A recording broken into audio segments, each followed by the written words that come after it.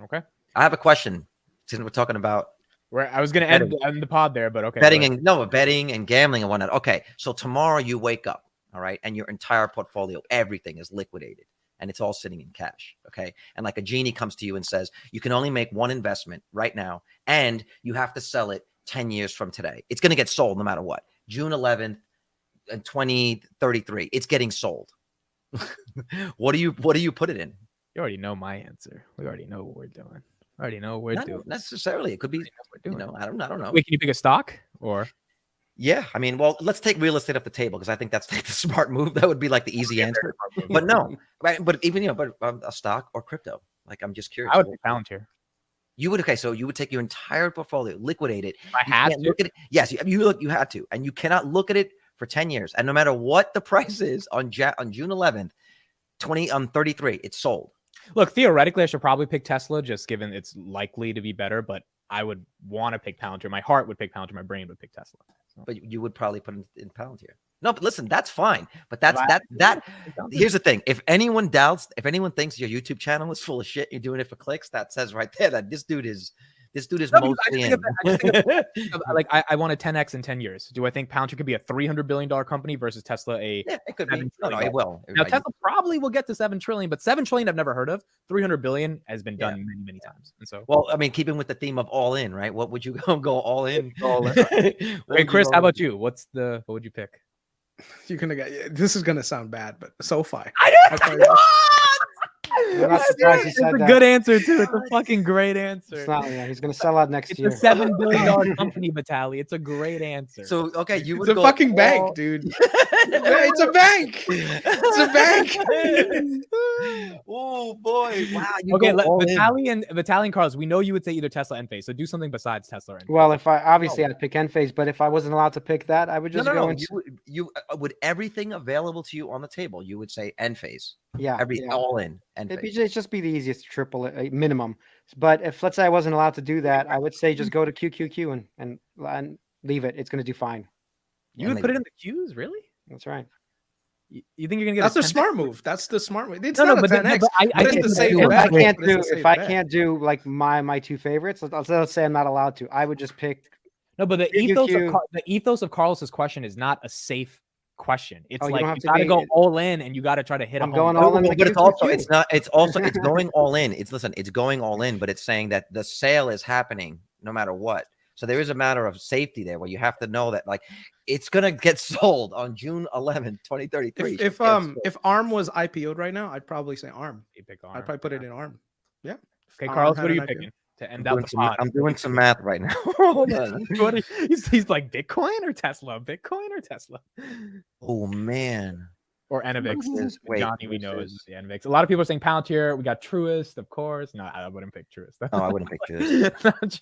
It might do well for 10 years. It might do. I don't think I want to hold it for longer than a year. So honestly, okay, based on $100,000. Oh no, but it's my entire. The thing is, it's my entire portfolio. So, if it's my entire portfolio, 100% Bitcoin. Bitcoin. Yeah, because the amount of money that would come into my Bitcoin position would be I'm surprised no one's on Amazon. That's a good one. Interesting. Amazon is a great choice. That's a smart one. Amazon's going to still be around in 2033. What about SpaceX? I hope no one fucking SpaceX. But no, that you can't. I mean, we're not talking about companies that haven't IPO yet. But I'm just looking back. That's one of the things that I'm really looking forward to. New crop of IPOs that are coming. I don't know if SpaceX could be the best one though, because that space commercialization has to happen in the next 10 years, and I'm sure it'll be a very successful company. I just don't know if in the next 10 years it's gonna have a ton of. But think about it this way. I think part of the reason why people are so bullish on SpaceX is because they're not just talking about like taking people to space and into the space station. Yeah. If just for a second now, if they actually achieve the reusability of starships and that starships can go up and down in the course of a day, 45 minutes, say around the world. What that does, like we were talking earlier, the disruption to logistics. I mean, FedEx is DHL; they're gone. I mean, you can move 100 metric tons from the United States to Singapore in 45 minutes, which now is a 12-hour flight. Well, I think you're forgetting about. Okay, you're talking like way future, and this has to sell. If anything, I'd say SpaceX because of Starlink, because that's going to be a massive hit, and I would want a piece of that. Yeah, Starlink is a big piece of that, but I think no, I'm just saying like the reason why SpaceX could be this massive company is that it could disrupt the world logistics. It's not about necessarily just moving people around. Part of it is to say this is the I know, fastest. but it way has to to move happen cargo by, you said it, by a certain date, so you can't That's bet what I on think that happening. is end-to-end transport happening in 10 years. That's Yeah, all. because what he's saying is if they could get it to the point where Starships go, what do they say, 6 launches per day? I think 6 launches per day, or let's say 3 per day. The price of a launch would be what, say $10 million, which is ridiculous to think about. I'm more bullish on the Starlink aspect, because Starlink is like super scalable. All you got to do is just hook up multiple people with satellites, and now you've got downstream income coming in. And what's your total cost to operate the whole network? It's just the satellites that are in the air plus your uplinks down also on the ground, Starlink, your ground stations. Also with Starlink, as you increase capacity, you basically can license space on and it, right? Like, what do you think Tesla's FSD will run on, right? Like a global network that's connecting the cars, like or other companies can license space or bandwidth on it. Rango's right, bro. 10 years is short term for SpaceX. I would never bet on that. Yeah, not in 10 years. Yeah, I wouldn't. I mean, I think we're really, I think thanks to AI, the level of innovation that's going to happen, I think, is going to be 5 times faster than ever before. I think. Say it again.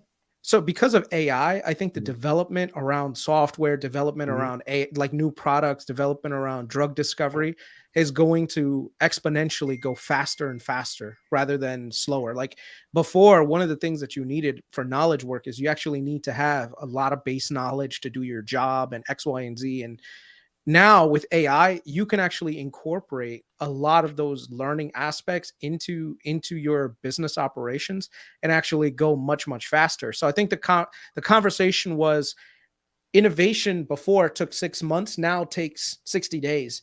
And now because of AI, it takes 6 days. So there's an exponential increase in the number of productivity that you can get out of. Like imagine before, like let's say 20 years ago, you wanted to make a AAA title video game, right? How many designers, how many people do you need? How many programmers do you need to get that off the ground?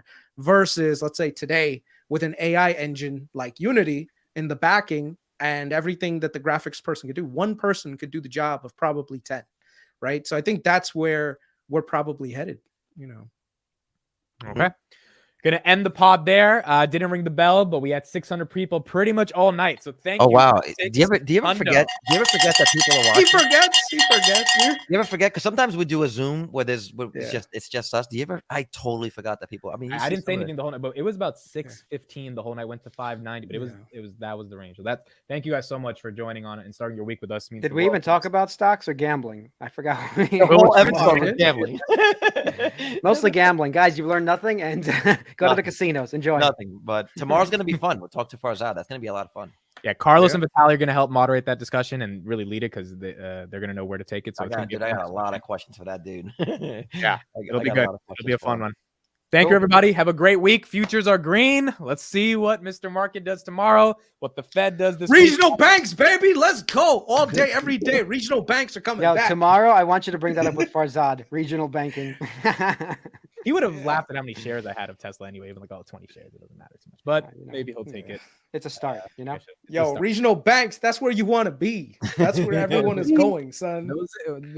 Bury me and Amit. We are going hard. Futtbucker is also in it with us. And Futtbucker. In Futtbucker, I trust. Well, that's a good foursome. All right, guys. That's it. We'll see you guys tomorrow, 9 p.m. with Farzad. Bye, everybody. Fuck the Bucks. Okay.